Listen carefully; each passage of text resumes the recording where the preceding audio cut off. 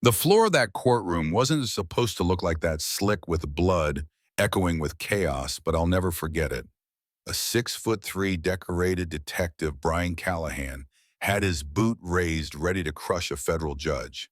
And that judge, Naomi Carter, she wasn't just a black robe on the bench.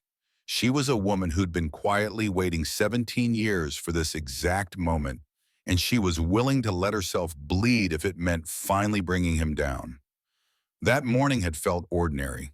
The courthouse sunlight, the shuffle of lawyers and security guards doing their routine, the smell of coffee drifting down the hallways. Judge Carter walked in like she did every day, punctual, calm, not a single hair out of place. Nobody knew she had tiny recording devices hidden under her robe and scattered around the courtroom like seeds waiting to bloom. Nobody knew her brother had died in police custody years ago. Nobody knew the man who killed him was about to walk through those doors. Detective Callahan entered like he owned the place. Wide shoulders, medals pinned to his chest, arrogance dripping from every step. His attorney whispered reminders, keep your temper. Don't elaborate, don't mess this up. Callahan just smirked. He thought he was untouchable. He'd spent 2 decades convincing the city of that commendations bought crimes buried, families silenced. But that day he was walking straight into a trap Naomi had been setting since the day she buried her brother. When she asked him about the 3 missing boys, the Riverside case, he sneered, brushed it off like they were nothing. And then she said a name he hadn't heard in years, Marcus Carter, her brother, the young man he'd beaten to death. The name hit the room like a thunderclap. He tried to play it cool, said he didn't remember. But Naomi pressed. She pulled out a photograph of Marcus smiling at his graduation. She told him right there in open court, you killed him. You could see it in his eyes, the mask slipping, the predator beneath showing itself. He jumped to his feet, spit venom, called her manipulative, called Marcus a junkie. And Naomi, she didn't back down. She took off her robe, stood in the same black dress she'd worn to her brother's funeral and said, he was my brother. You beat him to death because he caught you taking a payoff. That was it, Callahan snapped. He vaulted the defense table, charged the bench, and for the first time in his life, he made a fatal mistake. He forgot the cameras, the FBI agents seated in the gallery, the microphones catching every word. He slammed his fist into her face, blood sprayed across marble, and still she smiled, because he had just destroyed himself in front of 100 witnesses. Stop him, someone yelled, but it was already over. Agents rose from their seats, badges flashing, weapons drawn. Detective Callahan, you're under arrest for assault on a federal official. He froze, realizing too late that the woman bleeding on the floor had outplayed him. 17 years of arrogance undone in one moment of rage. But that was just the beginning. While Callahan's wrists were being cuffed, raids across the city were already underway. Warehouses, offices, even the headquarters of a private prison company, all swarmed by federal agents. Files, money trails, photos of missing children, evidence piled higher than Callahan's ego ever had. The network that had stolen kids for profit was collapsing in real time. And then came the part nobody expected. Callahan's so-called friends, the people in suits and ties, who'd shielded him for years, they started dropping. A reverend who'd worn a wire, senators whose campaigns had been greased with blow-and money judges, who'd signed off on crooked sentences.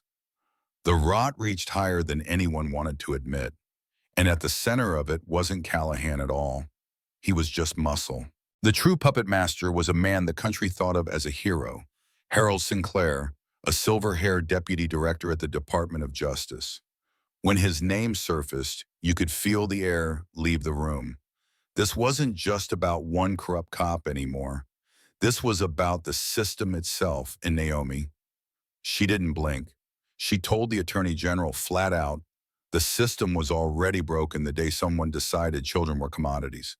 She wasn't chasing revenge anymore. She was going after the entire empire. What followed felt like something out of a movie. A raid on a Baltimore warehouse freed 21 kids scared to death, convinced the rescue was just another cruel test. Naomi walked in, ribs aching, blood still crusted on her face, and told them, This is real. You're going home. Some believed, some didn't. One boy spat out that judges were the ones who'd sent them there in the first place, and he wasn't wrong.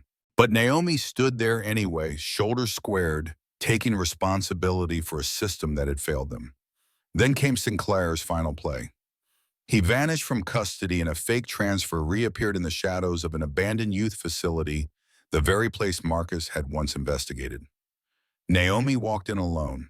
No SWAT team, no backup, just her against the man who'd stolen her brother's life and her nephew's future.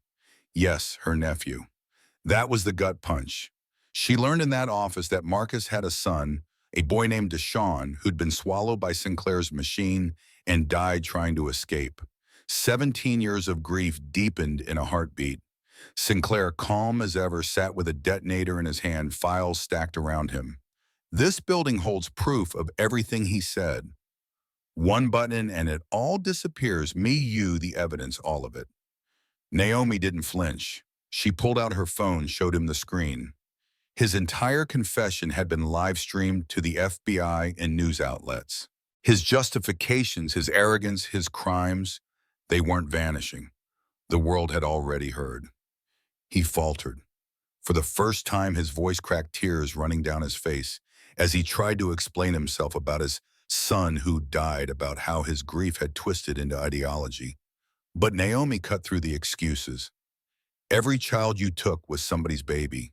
You turned your loss into a machine that devoured other people's families. When agents stormed in, Sinclair didn't fight. He just looked small, old, broken, and finally powerless. And yet, the war wasn't over. In the basement of that facility, Naomi found a cassette tape her brother had hidden the night before he died. His voice, young and determined, said, "If you're hearing this, it means I'm gone. Don't stop, Nay. Don't mourn me too long. Finish what I started. Save the kids even if you can't save mine." She held that recorder in her hands, sobbing, knowing Marcus had died trying to save his son, knowing she had carried the torch all the way here. By dawn, the news was everywhere. Photos of Naomi, bloodied but unbroken headlines about federal raids, families reuniting with children they thought were dead. But behind the celebration was unease. Sinclair had hinted there were bigger players, senators, judges, maybe even higher, that the system itself was built on these rotten foundations. And when resignation letters started flooding in from Washington, it was clear the storm was just beginning. That's the thing about justice. It doesn't end with one arrest or even 100. It's messy. It's dangerous. It asks for sacrifices you never thought you could make. Naomi Carter had won the first battle, but the war was far from over. So let me ask you, was she right to bait a man into assaulting her in order to expose the truth? Or did she cross a line by using herself as bait? Do you think the system can ever really be reformed, or is corruption too deeply rooted? Drop your thoughts in the comments, because stories like this aren't just about them. They're about us, about the world we choose to build, and about whether we're willing to stand up when it counts. If you believe children should never be treated as commodities, type it loud and clear. No child for sale.